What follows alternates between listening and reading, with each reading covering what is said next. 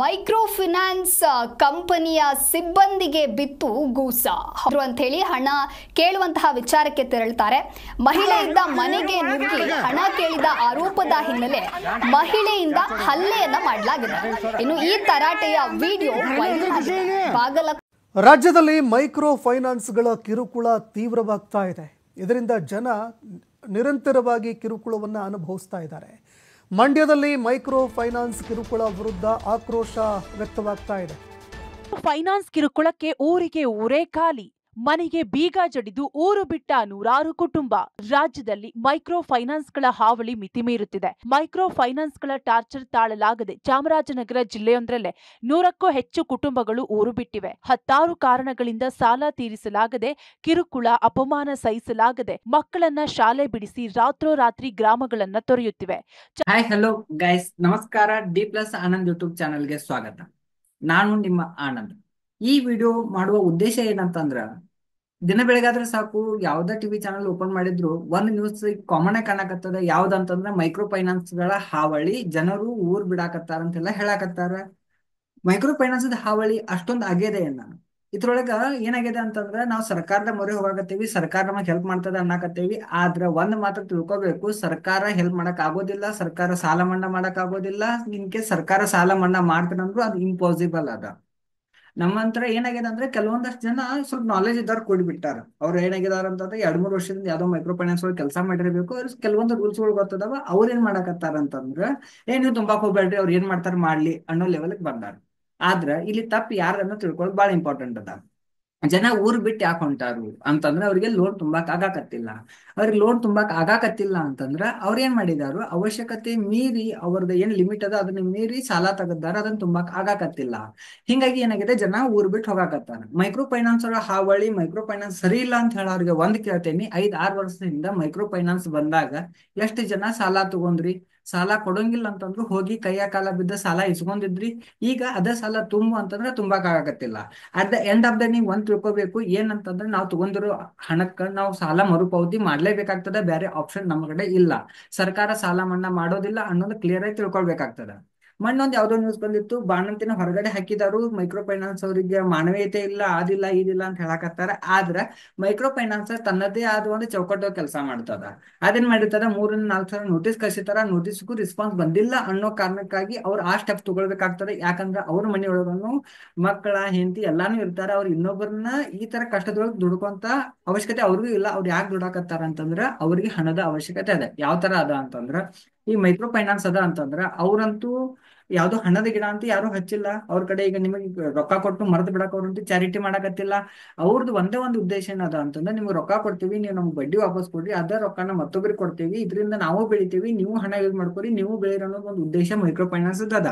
ಒಪ್ಕೊಳ್ಳೋನು ಕೆಲವೊಂದು ಕಡೆ ಅವ್ರು ಇಲ್ಲಿಗಲ್ಲಿ ಹೋಗಾಕತ್ತಾರ. ರಾತ್ರಿ 10 ಗಂಟೆಗೆ ಮನಿ ಮಠ ಹೋಗ್ತಾರ, ಬಾಗ್ಲಾ ಬಿಡಿತಾರ, ಬೆಳಗಿನ 5 ಗಂಟೆಗೆ ಬರ್ತಾರ ಅನ್ನೋದದ. ನೀವು ಕರೆಕ್ಟ್ ಆಗಿ ಸಾಲ ತುಂಬಿದ್ರೆ ಅವ್ರು ಯಾಕಂಗ್ ಮಾಡ್ತಾರ? ಏನಪ್ಪಾ ಅನಕ್ಷರಸ್ಥರ ಅವ್ರಿಗೇನು ನಾವು ಯಾವ್ದು ಹೇಳ್ದನ್ನ ಲೋನ್ ಕೊಟ್ಟಾರ ಅಂತ ಏನಿಲ್ಲ. ಕೆಲವೊಂದ್ಸಲ ಏನ್ ಮಾಡಿರ್ತಾರ ಅಂತಂದ್ರೆ, ಎಲ್ಲಾನು ಎಕ್ಸ್ಪ್ಲೇನ್ ಮಾಡಿರ್ತಾರ. ಆದ್ರೆ ಸಾಲ ತಗೋ ಬರ್ದೊಳಗ್ ನಾವೇನ್ ಮಾಡ್ತೀವಿ ಅಂತಂದ್ರೆ, ಮುಂದ್ ನೋಡೋಣ ಬಿಡ ತುಂಬಾ ಬರ್ತೈತಿ ಅನ್ನೋ ಕಾರಣಕ್ಕ ನಾವು ತಗೊಂಡ್ಬಿಟ್ಟಿರ್ತೀವಿ. ಅದಾದ ತಕ್ಷಣ ತುಂಬಾಕ್ ಆಗಾಕತ್ತಿಲ್ಲ. ಹಿಂಗಾಗಿ ಜನ ಸಾಕಷ್ಟು ಗೋಳ್ ಆಗಾಕತ್ತಾರ ನೋಡಿದೇವಿ. ಈಗ ಹೊಸಾದೇನ್ ಗೊತ್ತಾ, ಸಬ್ಸಿಡಿ ಲೋನ್ ಅಂತೆ ಬಂದದ. ಸಾಕಷ್ಟು ಜನ ಹೇಳಕತ್ತಾರ, ನಾನು ಇದ್ರೊಳಗದೇನಿ ಅನ್ನಕತ್ತಾರ. ಆದ್ರೆ ಮುಖ್ಯವಾಹಿನಿಗೆ ಬಂದು ಪೊಲೀಸ್ ಹತ್ರ ಹೋಗಿ ಕಂಪ್ಲೇಂಟ್ ಕೊಟ್ಟು ನಮಗ್ ಯಾರು ಮೋಸ ಮಾಡಿದಾರ ಅಂತ ಹೇಳುವಂತ ಧೈರ್ಯ ನಮ್ ಕಡೆ ಇಲ್ಲ ಆಗ್ಯದ. ಹಿಂಗಾಗಿ ನಮಗ್ ಪೊಲೀಸರು ಹೆಲ್ಪ್ ಮಾಡಕ್ ಆಗೋದಿಲ್ಲ, ಸರ್ಕಾರನು ಹೆಲ್ಪ್ ಮಾಡಕ್ ಆಗೋದಿಲ್ಲ. ಏನಾಗ್ಯದ, ಒಂದ್ ಸಬ್ಸಿಡಿ ಲೋನ್ ಅನ್ನೋ ಒಂದ್ ಸ್ಕ್ಯಾಮ್ ಬೆಳಗಾವಿ ಒಳಗೆ ಏನಾಗ್ಯದ ಅನ್ನೋದು ನೀವು ಎಲ್ಲರಿಗೂ ಗೊತ್ತದ. ಸಾಕಷ್ಟು ಟಿವಿ ಚಾನಲ್ಗಳು ಬಂದಾವ. ಜನ ಏನ್ ಮಾಡಿದಾರ ಅಂತ, ನಿಮ್ಗೊಂದ್ ಸಬ್ಸಿಡಿ ಲೋನ್ ಬರ್ತದ, ನೀವು ಒಂದ್ 50,000 ರೂಪಾಯಿ ಬಂತಂದ್ರೆ 20,000 ನೀವು ಇದುವರೆ 30,000 ನಾವು ತಗೋತೀವಿ, ಈ ಸಾಲದ ಎಲ್ಲ ನಾವ ನೋಡ್ಕೋತೀವಿ ಅಂತ ಹೇಳಿದಾರ. ಅವ್ರ EMI ತುಂಬ್ಕೊಂತ ಹೊಂಟಾರ ಜನ ಹೇಳಕತ್ತಾರ. ಆದ್ರ ಇಂದೆಲ್ಲ ನಾಳೆ ಅವ್ರು EMI ತುಂಬೋದು ಬಂದ್ ಮಾಡಿದ್ವು ಅಂತಂದ್ರ, ಆ ಸಾಲ ಕೊಟ್ಟಂತ ಮೈಕ್ರೋ ಫೈನಾನ್ಸ್ ನಿಮ್ ಮನೆಗ್ ಬರ್ತದ. ನೀವು ಆ ಸಾಲ ಯೂಸ್ ಮಾಡ್ಕೊಂಡಿಲ್ಲ, ನೀವು ಬೇರೆಯವ್ರಿಗೆ ಅದನ್ನ ಕೊಟ್ಟಿರಿ ಅನ್ನೋ ಕಾರಣಕ್ಕೆ ಏನಾಗ್ತದ ಅಂತಂದ್ರೆ, ನಾಳೆ ಮೈಕ್ರೋ ಫೈನಾನ್ಸ್ ನಿಮ್ ಹತ್ರನ ಸಾಲ ವಸೂಲಿ ಮಾಡೋದ್ರಿಂದ ನೀವು 20,000ಕ್ಕೆ 70,000 80,000 EMI ತುಂಬಬೇಕಾಗುವಂತ ಪರಿಸ್ಥಿತಿ ಬರ್ತದ. ಸಾಕಷ್ಟು ಜನ ಏನ್ ಮಾಡಕತ್ತಾರ, ಮೈಕ್ರೋ ಫೈನಾನ್ಸ್ ಸರಿ ಇಲ್ಲ ಅಂತೆಲ್ಲ ಬೈಯಾಕತ್ತಾರಲ್ಲ. ಮೈಕ್ರೋ ಫೈನಾನ್ಸ್ ಒಳಗೆ ಯಾರು ಕೆಲಸ ಮಾಡಕತ್ತಾರ ಅನ್ನೋ ಸ್ವಲ್ಪ ತಿಳ್ಕೊಳ್ಬೇಕಾಗ್ತದ. ನಮ್ಮ ಮನೆಯವರು, ನಮ್ಮ ಊರಾಗಿನ ಹುಡುಗರ, ನಮ್ಮ ಆಜು ಹುಡುಗರನ್ನೇ ಕೆಲಸ ಮಾಡಕತ್ತಾರ. ಅವ್ರ್ಯಾಕೆ ಇಷ್ಟೊಂದು ಪ್ರೆಷರ್ ಮಾಡಕತ್ತಾರ ಅಂತಂದ್ರೆ, ಸಾಲ ತಗೊಳ್ಬೇಕಾದ್ರೆ ನಾವ್ ಹೆಂಗ್ ತಗೊಂಡಿದ್ವಲ್ಲ ಅದೇ ತರ ತುಂಬಬೇಕಾಗ್ತದ. ಅವ್ರೇನು ಮನಿ ರೊಕ್ಕ ಕೇಳಾಕ್ ಬರಾಕತ್ತಿಲ್ಲ, ನಿಮಗ್ ಕೊಟ್ಟಿರೋ ಸಾಲದ ರೊಕ್ಕನ ಕೇಳಾಕ್ ಬರಾಕತ್ತಾರ. ಈಗ ನಾವು ಮೈಕ್ರೋ ಫೈನಾನ್ಸ್ ಸರಿ ಇಲ್ಲ ಅಂತ ಬೈಯೋದು ಸರಿ ಆಗೋದಿಲ್ಲ. ಎಲ್ಲಿ ನೀವು ಮೋಸ ಹೋಗಿದಿರಲ್ಲ ಅಲ್ಲಿ ನೀವು ಧ್ವನಿ ಹತ್ಬೇಕಾಗ್ತದ, ಎಲ್ಲಿ ನೀವು ಮೋಸ ಹೋಗಿಲ್ಲ ಅಲ್ಲಿ ಸುಮ್ಮನೆ ಇರ್ಬೇಕಾಗ್ತದ. ನೀವು ಮೋಸ ಹೋದಲ್ಲಿ ಹೋಗಿ ಕೇಳಿ ನನ್ನ ರೊಕ್ಕ ಏನಾಗಿದೆ ಅನ್ನೋದನ್ನ ಕೇಳಿ ವಾಪಸ್ ತಗೊಂಡು ಮೈಕ್ರೋ ಫೈನಾನ್ಸ್ ಕಡೆ ಸಾಲ ಮುಟ್ಟಿಸ್ಬೇಕಾಗ್ತದೆ. ಇನ್ ಕೇಸ್ ನಾವು ಮೈಕ್ರೋ ಫೈನಾನ್ಸ್ ಸಾಲ ಮುಟ್ಟಿಸ್ಲಿಲ್ಲ, ಸರ್ಕಾರ ಬಂದು ನಾವು ಮೈಕ್ರೋ ಫೈನಾನ್ಸ್ ವಿರೋಧವಾಗಿ ಅದೇವಿ, ಮೈಕ್ರೋ ಫೈನಾನ್ಸ್ ಕಿರುಕುಳ ನಾವು ಬಿಡೋದಿಲ್ಲ ಅಂತ ಹಿಂಗೆಲ್ಲ ಸರ್ಕಾರ ನಿಂತು ಅಂತಂದ್ರೆ ನಾಳೆ ಮೈಕ್ರೋ ಫೈನಾನ್ಸ್ ಬಂದ್ ಆಗ್ತಾವ. ಮೈಕ್ರೋ ಫೈನಾನ್ಸ್ ಬಂದ್ ಆತು ಅಂತಂದ್ರೆ ಇದ್ರ ಲಾಸ್ ಯಾರಿಗ ಆಗ್ತದ? ನಿಮಗ್ ಆಗ್ತದ. ಯಾಕಂತಂದ್ರೆ ಹೋಗಿ ಅಜ್ಜಿ ಬಾಜು ಇದ್ದವ್ರ ಒಂದು 10-20 ರೂಪಾಯಿ ಸಾಲ ಕೇಳಿ ನೋಡ್ರಿ, ಯಾರೇ ಒಬ್ಬರು ನಿಮ್ಗೆ ಕೊಡ್ತಾರೆ ನೋಡ್ರಿ. ನಿಮ್ಗೆ ಯಾರೋ ಫ್ರೆಂಡ್ಸ್ ಕೊಟ್ಟಿಲ್ಲ ಅನ್ನೋ ಕಾರಣಕ್ಕೆ ನೀವು ಮೈಕ್ರೋ ಫೈನಾನ್ಸ್ ಕಡೆ ಹೋಗಿದ್ದೀರಿ. ನಿಮಗೆ ಬ್ಯಾಂಕ್ ಕೊಟ್ಟಿತ್ತು ಅಂದ್ರೆ ಬ್ಯಾಂಕ್ ಕಡೆ ಹೋಗ್ತೀರಿ, ಬ್ಯಾಂಕ್ ಕಡೆ ಕೊಡುವಂತಹ ನಿಮ್ ಕಡೆ ಡಾಕ್ಯುಮೆಂಟ್ ಇಲ್ಲ ಅನ್ನೋ ಕಾರಣಕ್ಕೆ ನೀವು ಮೈಕ್ರೋ ಫೈನಾನ್ಸ್ ಕಡೆ ಹೋಗಿದ್ದೀರಿ. ಹೀಗಾಗಿ ಆ ಸಾಲ ಮುಟ್ಟಿಸಬೇಕಾದಂತಹ ಜವಾಬ್ದಾರಿ ನಮ್ಮ ಮೇಲೆ ಅದ. ಇನ್ನೊಂದು, ನಾವು ಸಾಲ ತಗೊಳ್ಬೇಕಾದ್ರೆ ಒಂದು ಉದ್ದೇಶ ಅಂತ ಇರ್ತದ. ಅಲ್ಲಿ ಯಾವ ಉದ್ದೇಶಕ್ಕೆ ಸಾಲ ತಗೊಂಡೇನಿ ಅಂತೇಳಿ, ನಾವು ದನ ತಗೊಳಕ್ ತಗೊಂಡೇವಿ ಅಥವಾ ಮನಿ ಕಟ್ಟಾಕ್ ತಗೊಂಡೇವಿ, ಹುಡುಗರು ವಿದ್ಯಾಭ್ಯಾಸಕ್ಕೆ ತಗೊಂಡೇವಿ, ವ್ಯಾಪಾರದ ಮ್ಯಾಗ ತಗೊಂಡೇವಿ ಅಂತ ಏನೋ ಒಂದು ಉದ್ದೇಶ ಇತ್ತು ಅಂತಂದ್ರ ನಾವು ಆ ಉದ್ದೇಶಕ್ಕೆ ನಿಯತ್ತಾಗಿ ಅದನ್ನ ಯೂಸ್ ಮಾಡಿದೇವ ಅನ್ನೋದು ಬಹಳ ಇಂಪಾರ್ಟೆಂಟ್ ಆಗ್ತದ. ಜನ ಹೇಳ್ತಾರ, ನಾ ತಗೊಳ್ಬೇಕಾದ್ರೆ ನನ್ ವ್ಯಾಪಾರ ಸರಿ ಇತ್ತು, ಈಗ ನನ್ ವ್ಯಾಪಾರ ಸರಿ ಇಲ್ಲ ಅಂತ ಹೇಳಕತ್ತಾರ. ಆದ್ರ ನಿಜವಾಗ್ಲೂ ಆ ವ್ಯಾಪಾರದ ಮ್ಯಾಗ ಹಾಕಿದಾರ ಅನ್ನೋದು ದೊಡ್ಡ ಕ್ವಶನ್ ಬರ್ತದ. ನಾ ಕೆಲವೊಂದ್ ಕಡೆ ಕೇಳಾಕತ್ತೀನಿ, ಏನದ ಅಂತಂದ್ರೆ ಒಂದ್ ಮೈಕ್ರೋ ಫೈನಾನ್ಸ್ ಇರ್ತದ, 4-5 ಹೆಂಗಸರ್ನೆಲ್ಲ ಸೇರಿಸಿ ಒಬ್ಬಾಕಿ ಲೀಡರ್ ಏನ್ ಮಾಡ್ತಾಳ ಅಂತಂದ್ರ ಎಲ್ಲಾರ್ದು ಲೋನ್ ಆಕೆ ತಗೋತಾಳ, ನಾ ತಿರುತ್ತೇನೆ ಅಂತ ಹೇಳ್ತಾಳೆ. ಈಗ ಆಕಿ ಲಾಸ್ ಆದ ತಕ್ಷಣ 5-6 ಜನ ಯಾಕೆ ಲಾಸ್ ಆಗಾಕತ್ತಾರ? ಆಕಿನ ನಂಬಿದ ಮೋಸ ಯಾರು ಹೋಗ್ಯದ ಅಂತ ನೀವು ಹೋಗ್ಯದ. ಮೈಕ್ರೋ ಫೈನಾನ್ಸ್ ಅವ್ರು ನಿಮ್ಗೆ ಕಿರುಕುಳ ಕೊಡಾಕತ್ತಿಲ್ಲ, ನೀವು ಯಾರಿಗೆ ಲೋನ್ ಇಸಿದು ಕೊಟ್ಟಿರಲ್ಲ ಅವ್ರು ನಿಮ್ಗೆ ಕಿರುಕುಳ ಕೊಡಾಕತ್ತಾರ. ಇದನ್ನೆಲ್ಲಾನು ಅರ್ಥ ಮಾಡ್ಕೊಂಡು ನಾವು ಆ ಮೈಕ್ರೋ ಫೈನಾನ್ಸ್ ಅವ್ರ ಲೋನ್ ಮುಟ್ಟಿಸಿ ನಮ್ಗೆ ಇನ್ ಮುಂದೆ ಮೈಕ್ರೋ ಫೈನಾನ್ಸ್ ಅವ್ರ ಸಹವಾಸ ಬೇಡ ಅಂತಂದ್ರ ಅವ್ರಿಗೆ ಕೈ ಮುಗದ್ ಹೇಳಿ ಇನ್ನು ಮುಂದೆ ನಮ್ಗೆ ಲೋನ್ ಕೊಡಾಕ್ ಬರ್ಬೇಡ ಅಂತ ಹೇಳಿ. ಅವ್ರಿಗೂ ಒಂದು ಟಾರ್ಗೆಟ್ ಇರ್ತದ, ಲೋನ್ ಕೊಡಬೇಕಾದಂತ ಟಾರ್ಗೆಟ್ ಅದ, ಲೋನ್ ರಿಕವರಿ ಮಾಡ್ಬೇಕಂತ ಟಾರ್ಗೆಟ್ ಅದ. ಯಾಕದ ಅಂತಂದ್ರ ಅವ್ರಿಗೂ ಒಂದು ರೆಸ್ಪಾನ್ಸಿಬಿಲಿಟಿ ಅದ.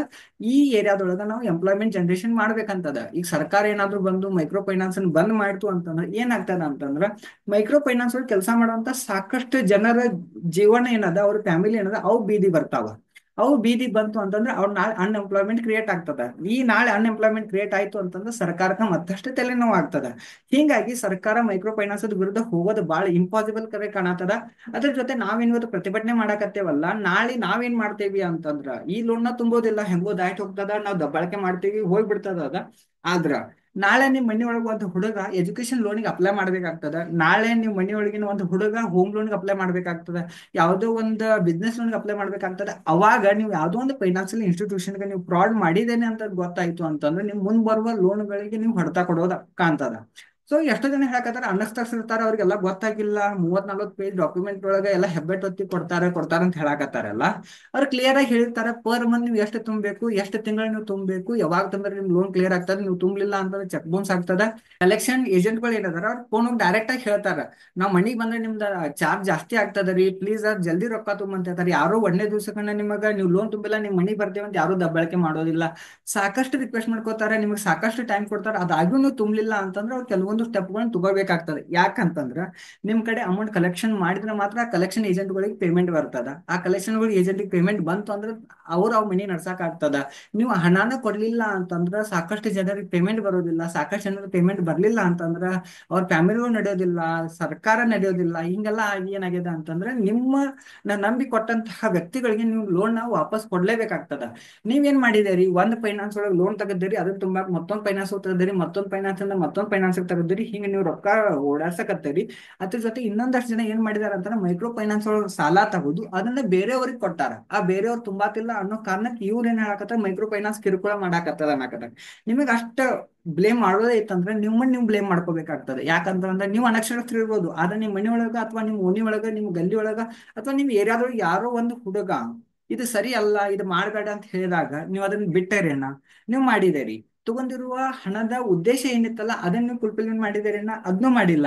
ಹಿಂಗಾಗಿ ಏನಾಗ್ಯದ ಅಂತ ನೀವು ಲಾಸ್ ಒಳಗೆ ಹೋಗಿದ್ದೀರಿ. ಅಥವಾ ನೀವು ಜೆನ್ಯೂನ್ಲಿ ಲಾಸ್ ಒಳಗೆ ಹೋಗಿದ್ರ, ನಿಮ್ ಫ್ರೆಂಡ್ಸ್ ನಿಮ್ ಫ್ಯಾಮಿಲಿ ಯಾರೋ ಒಬ್ಬರು ನಿಮ್ ನೋಡಿರ್ತಾರ, ಪಾಪ ಇವ್ರು ಅದಕ್ಕೂ ಸಾಲ ತಗೊಂಡಿದ್ರು, ಅದ ಆಗ್ಲಿಲ್ಲ, ಅದಕ್ಕಾಗಿ ಇವ್ರು ಲಾಸ್ ಒಳಗೆ ಹೋಗಿದಾರ, ಇವ್ರು ನಿಯತ್ತಾಗಿ ಚಲೋ ವ್ಯಕ್ತಿ ಅದಾರ ಅಂತ ನಿಮ್ ಫ್ರೆಂಡ್ಸ್ ಫ್ಯಾಮಿಲಿ ಒಳಗೆ ನಿಮ್ಗೆ ಯಾರೋ ರೊಕ್ಕ ಕೊಡ್ತಾರಲ್ಲ, ಆ ರೊಕ್ಕ ತಗೊಂಡು ಮೈಕ್ರೋ ಫೈನಾನ್ಸ್ ಲೋನ್ ಮುಟ್ಟಿಸಿ ಮತ್ತೆ ನಿಮ್ ಫ್ಯಾಮಿಲಿ ಫ್ರೆಂಡ್ಸ್ಗೆ ನಿಮ್ಮ ನಿಯತ್ತಿಂದ ವಾಪಸ್ ಹಣ ಕೊಟ್ಟು ಈ ಮೈಕ್ರೋ ಫೈನಾನ್ಸ್ ಕೈ ಮುಗಿಬಹುದು. ಅದನ್ನ ಬಿಟ್ಟು ನಿಮ್ ಮನೆ ಮುಂದೆ ಬರುವಂತ ಕಲೆಕ್ಷನ್ ಏಜೆಂಟ್ಗಳಿಗೆ ದಬ್ಬಾಳಿಕೆ ಮಾಡೋದಕ್ಕಿಂತ ನಿಮ್ಮ ಲೋನ್ ನೀವು ಕ್ಲಿಯರ್ ಮಾಡ್ಕೊಂಡು ಈ ಮೈಕ್ರೋ ಫೈನಾನ್ಸ್ ಸ್ಕ್ಯಾಮ್ ಒಳಗೆ ಏನ್ ಸಿಕ್ಕಲ್ಲ ಅಲ್ಲಿಂದ ನೀವು ಹೊರಗೆ ಬಂದ್ರೆ ಸಾಕಷ್ಟು ನಿಮಗೆ ಹೆಲ್ಪ್ ಆಗ್ತದ. ಅದನ್ನ ಬಿಟ್ಟು 4-5 ಜನ ಹೇಳ್ತಾರ, 4-5 ಜನ ನನ್ ಬೆನ್ನಿಗೆ ನಿಲ್ತಾರ, ಸರ್ಕಾರ ನನ್ ಬೆನ್ನಿಗೆ ನಿಲ್ತದ, ನಾ ಇವತ್ತಿಂದ ಲೋನ್ ತುಂಬೋದಿಲ್ಲ ಅಂತೇಳಿ ನೀವು ಏನಾದ್ರು ಕಲೆಕ್ಷನ್ ಏಜೆಂಟ್ ಮೇಲೆ ನೀವು ದಬ್ಬಾಳಿಕೆ ಮಾಡಿದ್ರೆ ಆ ಹುಡುಗ ಏನೂ ಫರಕ್ ಬೀಳೋದಿಲ್ಲ. ಆ ಹುಡುಗ ಈ ಕಂಪ್ನಿ ಬಿಡ್ತಾನೆ, ಇನ್ನೊಂದು ಕಂಪ್ನಿ ಜಾಯಿನ್ ಆಗ್ತಾನ. ಆದ್ರೆ ನೀವು ತಗೊಂಡಿರುವಂತಹ ಲೋನ್ ಏನದಲ್ಲ, ನಿಮ್ಮ ಆಧಾರ್ ಕಾರ್ಡ್, ನಿಮ್ಮ ಪ್ಯಾನ್ ಕಾರ್ಡ್, ನಿಮ್ ಬ್ಯಾಂಕ್ ಅಕೌಂಟ್ ಆಲ್ವೇಸ್ ಲಿಂಕ್ ಇರ್ತದ. ಇಂದಲ್ಲ ನಾಳೆ ನೀವು ಬ್ಯಾಂಕಿನ ಯಾವುದೇ ಕೆಲಸಕ್ಕೆ ಹೋದಾಗ ಅಥವಾ ಗೌರ್ಮೆಂಟ್ ಯಾವುದೋ ಪ್ರಾಜೆಕ್ಟ್ ಹೋದಾಗ ನಿಮ್ದು ಫೈನಾನ್ಸಿಯಲಿ ಸಿಚುವೇಶನ್ ಸರಿ ಇಲ್ಲ ಅಥವಾ ನೀವು ಫೈನಾನ್ಸಿಯಲಿ ಲಾಸ್ಟ್ ಒಂದ್ಸಲ ಫ್ರಾಡ್ ಮಾಡಿದ್ರಿ ಅಂತ ಗೊತ್ತಾಯ್ತು ಅಂದ್ರೆ, ನಿಮ್ ಸಿಬಿಲ್ ಸ್ಕೋರ್ ಹಾಳಾಯ್ತು ಅಂತಂದ್ರ ನಿಮ್ಮದು ನೆಕ್ಸ್ಟ್ ಜೀವನದೊಳಗೆ ಬಹಳ ದೊಡ್ಡ ಪ್ರಾಬ್ಲಮ್ ಆಗ್ತದ. ಸೊ ಅದಕ್ಕಾಗಿ ನಾವ್ ಎಲ್ಲರಿಗೂ ಒಂದೇ ಒಂದು ರಿಕ್ವೆಸ್ಟ್ ಏನ್ ಮಾಡೋದು ಅಂತಂದ್ರೆ, ದಯವಿಟ್ಟು ನೀವು ತಗೊಂಡಿರುವ ಹಣದ ಮರುಪಾವತಿ ಅನ್ನೋದಲ್ಲ, ಅದನ್ನ ಸರಿಯಾದ ಸಮಯಕ್ಕೆ ಮಾಡಿ. ನಿಮಗೂ ಕಿರುಕುಳ ಮಾಡ್ಕೊಳಕ್ ಹೋಗ್ಬೇಡ್ರಿ, ಮೈಕ್ರೋ ಫೈನಾನ್ಸ್ ಕಿರುಕುಳ ಮಾಡಕ್ ಹೋಗ್ಬೇಡ್ರಿ. ಇದ್ರ ಮಿಡಲ್ ಏನದಾರ ಅಂದ್ರೆ ಪಾಪ್ ಕಲೆಕ್ಷನ್ ಬರ್ತಾರಲ್ಲ ಹುಡುಗರ, ಅವ್ರು ಕೂಡ ಒಂದು ನಯ ವಿನಯದಿಂದ ಮಾತಾಡ್ರಿ. ಯಾಕಂತಂದ್ರ ಅವ್ರ ಮನಿ ರೊಕ್ಕ ಅವ್ರು ನಿಮಗೆ ಕೊಟ್ಟಿಲ್ಲ, ನಿಮಗೆ ಹೆಲ್ಪ್ ಮಾಡಕ್ ಅವ್ರು ಬಂದಿಲ್ಲ, ಅವ್ರು ಬಂದಾರ ಕಂಪ್ನಿ ರೊಕ್ಕ ಇಸ್ಕೊಂಡು ಹಾಕ್ ಬಂದಾರ. ನಾಳೆ ಅವ್ರ ಏನಾದ್ರು ಕಂಪ್ನಿಯಿಂದ ಕೆಲಸ ಬಿಟ್ರು ಅಂತಂದ್ರೆ ನಿಮ್ಮನ್ನು ಮುಂದೆ ಸಿಕ್ಕರು ಅವ್ರು ಮಾತಾಡ್ಸೋದಿಲ್ಲ. ಅವ್ರು ನಿಮ್ ಮನಿ ಮಠ ಬಂದಾರ ಅಂದ್ರೆ ಅವ್ರಿಗೆ ಒಂದು ಕಿಮ್ಮತ್ ಕೊಟ್ಟು ಮಾತಾಡೋದು ಕಲಿಬೇಕಾಗ್ತದೆ. ಎಲ್ಲೋ ಒಂದ್ ಕಡೆ ಇಲ್ಲಿಗಲ್ ಹೊಂಟದ ಅಂದ್ರೆ ಸರ್ಕಾರದ ಹೆಲ್ಪ್ ತಗೋರಿ, ಪೊಲೀಸ್ ಹೆಲ್ಪ್ ತಗೋರಿ. ಆದ್ರ ನಿಯತ್ತಾಗಿ ನೀವು ತಗೊಂಡಿರುವ ಹಣದ ಮರುಪಾವತಿ ಮಾಡಿದ್ರೆ ಎಲ್ಲರಿಗೂ ಹೆಲ್ಪ್ ಆಗ್ತದೆ. ಇದು ದೊಡ್ಡ ಇಶ್ಯೂ ಮಾಡೋದಕ್ಕಿಂತ ಇದನ್ನ ಬಿಟ್ರೆ ನಮ್ ಸರ್ಕಾರ ಉಳಿತದ, ನಮ್ಮ ರಾಜ್ಯ ಉಳಿತದೆ. ಇಲ್ಲಾಂದ್ರೆ ಏನಾಗ್ತದೆ ಅಂದ್ರೆ ಈ ಮೈಕ್ರೋ ಫೈನಾನ್ಸ್ಗಳು ಕರ್ನಾಟಕ ಬಿಟ್ಟು ಬೇರೆ ರಾಜ್ಯಕ್ಕೆ ಹೋಗ್ತಾವ, ರೆವಿನ್ಯೂ ಎಲ್ಲ ಬೇರೆ ರಾಜ್ಯಕ್ಕೆ ಹೋಗ್ತದೆ. ನಾಳೆ ನಿಮಗೆ ಬೇಕಾದಾಗ ಸಾಲ ಕೊಡಾಕ ಯಾವ ಕಂಪ್ನಿನೂ ಮುಂದೆ ಬರೋದಿಲ್ಲ.